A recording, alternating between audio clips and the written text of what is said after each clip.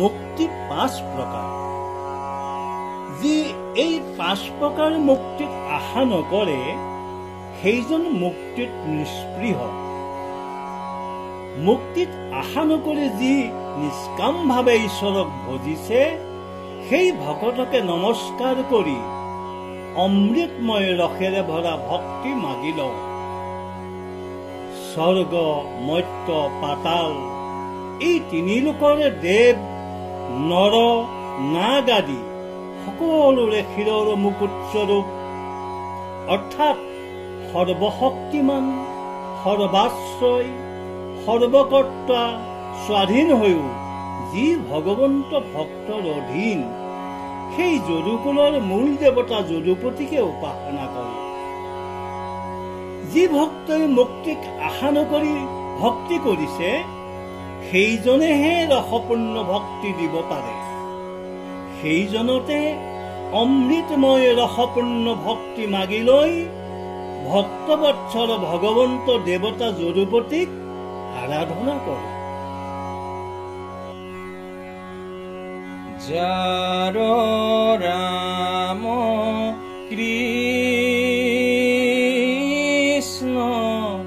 নাম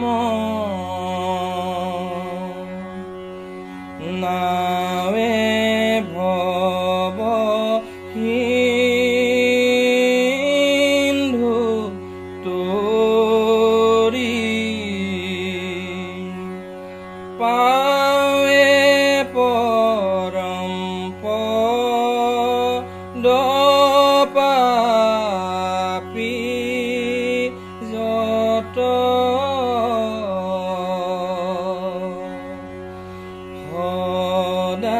সদানন্দ সনাতন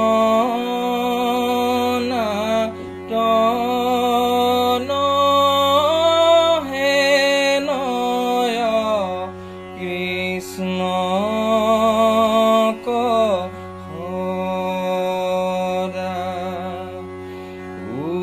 উপাসক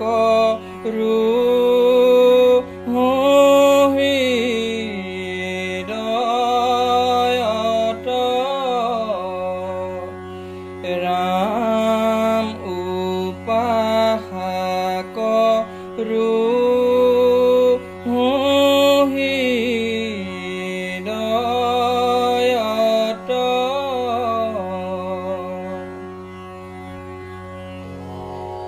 সংসাৰ সাগৰ পাৰ হবলৈ ভগৱন্তৰ ৰাম কৃষ্ণ নাম স্বৰূপ নাৱত উঠি পাৰ নহলে আন উপায় নাই।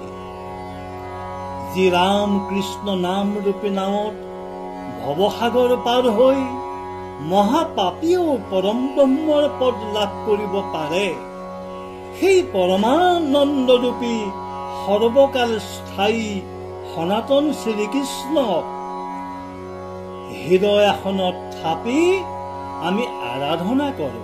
অৰ্থাৎ ঈশ্বৰৰ ৰাম কৃষ্ণ নাম মুখত লৈ চৈতন্য কৃষ্ণক হৃদয়ত থাপি আৰাধনা কৰিলে নৰে পাপ সাগৰৰ পৰা গতি পায়। নমস্কাৰ। মৎস্য কুৰ্ম নৰ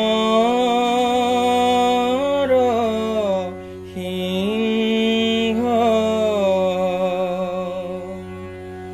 বামন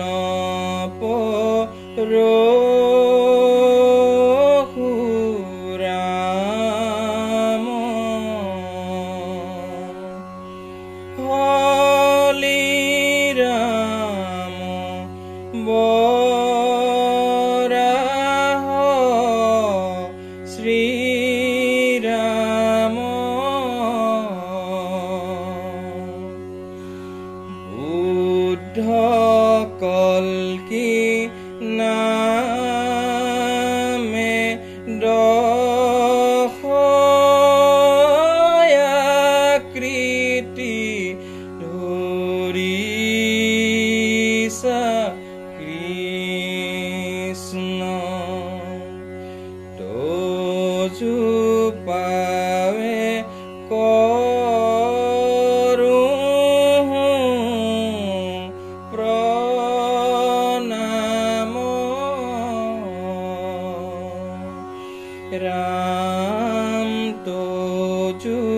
পাৱে কৰো প্ৰণাম।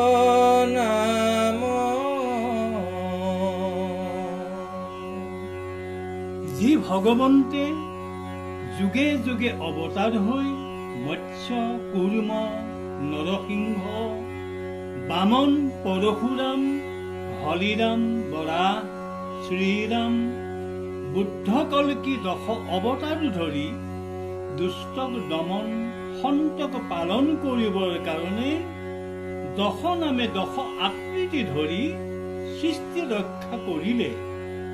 সেই সাকাৰ ৰূপধাৰী নিৰাকাৰ সনাতন হৰিক নমস্কাৰ কৰে। অৰ্থাৎ যি ভগৱন্তী 10 নামে 10 বিধ ৰূপ ধৰি সৃষ্টিৰ শান্তি স্থাপন কৰিলে, সেই হৰিক নমস্কাৰ কৰোঁ।